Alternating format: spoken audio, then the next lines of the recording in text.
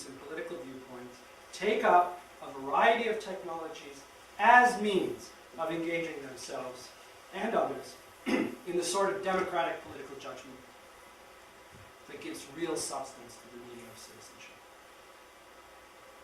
I've mentioned the affordances of new emerging information and communication technologies in this regard, but it's also the case that other, older, less shiny technologies offer themselves up as a means of citizenship. Campus and community radio, for example. Many of you are here tonight, I hope, because you'll take part this weekend in workshops organized by Radio CKUT, one of this city's democratic beacons, in which you'll learn from and with others how to take up the microphone and the studio as means of engaging yourself and others in political judgment in a wide variety of ways. And in so doing, you'll quickly find yourself to be part of a movement for democratic media that starts in ramshackle buildings like the one that CKUT occupies across campus and stretches across the city and across the province and the country and the world. So everywhere there are people that take up technology as a means of citizenship, despite the challenges of doing so. And so too are there many people engaged in the practice of subjecting technology and its development to democratic political judgment as properly objects of that judgment. There are those who take up whatever opportunities state agencies afford for public engagement, input, and consultation on matters of scientific and technological policy, implementation, and regulation. And there are those who, frustrated with the scarcity and limitations of those opportunities, take up the cause of politicizing a broad range of scientific and technological controversies and developments in the public sphere, in the hopes of mobilizing support for technological outcomes that are more just and egalitarian than those that tend to emerge from laboratories, boardrooms, and retail outlets. And there are those who exert political judgment on technology by creatively appropriating and configuring it to purposes that are more democratic, more egalitarian, and more just than what was contemplated or expected in the technology's original design and implementation. And so in all of these ways, significant numbers of democratically inclined people simply refuse to accept the idea that technology is something that should not or cannot be made an object of political judgment, no matter how hard it is. And finally, it's also the case that many people are rising to the challenge of technology as a setting for citizenship. Out there in Google's nation, there are many, many people and communities who refuse to accept the visiting of our will upon the earth and upon each other through unfettered technological innovation is identical with the good life. For some, this refusal is raised to the level of a conscious ethos of resistance and to explicit accounts of the good life that depart radically from that given in the discourse of technological societies.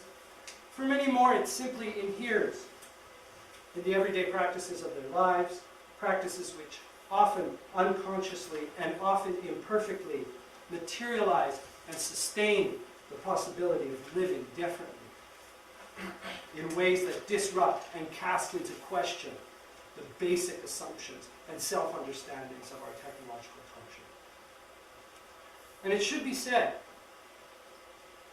few of these people reject outright the possibility or even the necessity of beneficial and productive use of a variety of technologies in their personal and social lives. When we run madly from technology, we are every bit as much in its thrall as we are when we embrace it without thinking.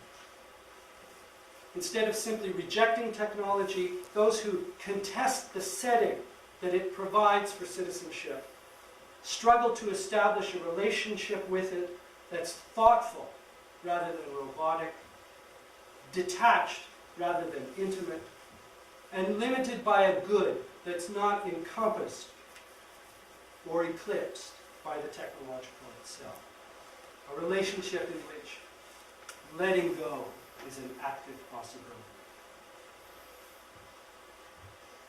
And so the challenges that technology poses for citizenship can be met. But the deck remains stacked. I think the current condition is one in which technology is primarily a means to hyperproductivity, hyperconsumption, and social control, rather than citizenship. I think it's a condition in which technology is too rarely made an object of democratic political judgment. And I think it's a situation in which the dominant culture inclines us towards passivity and gratitude in the face of technology's considerable gifts. This condition serves elite and even middle-class interests very well. It will not be overcome without a struggle. A struggle that I fear relatively few inhabitants of technological societies such as ours will be inclined to take up anytime soon. There is, as with most things, ancient teaching on this account. Aristotle, in the Politics, tells us to find theoretically where the truth resides in these matters of equality and justice is a very difficult task. But difficult as it may be, it's an easier task than that of persuading people to act justly, if they have the power enough to secure their own selfish interests. The weaker are always anxious for equality and justice. The strong pay no heed to either. So, for those who love justice and the good, whatever forms those things take for them, for those who love justice and the good more than they love money or power or convenience, the great spirits have provided many challenges, but they've also supplied them with inexhaustible imagination, courage, and energy. And I think it's for that reason alone that it would be unwise to describe the ongoing hegemony of technological culture as anything like a destiny or a fate. In the future of those who might contest or question that hegemony, there's really, I think, only one certainty: no rest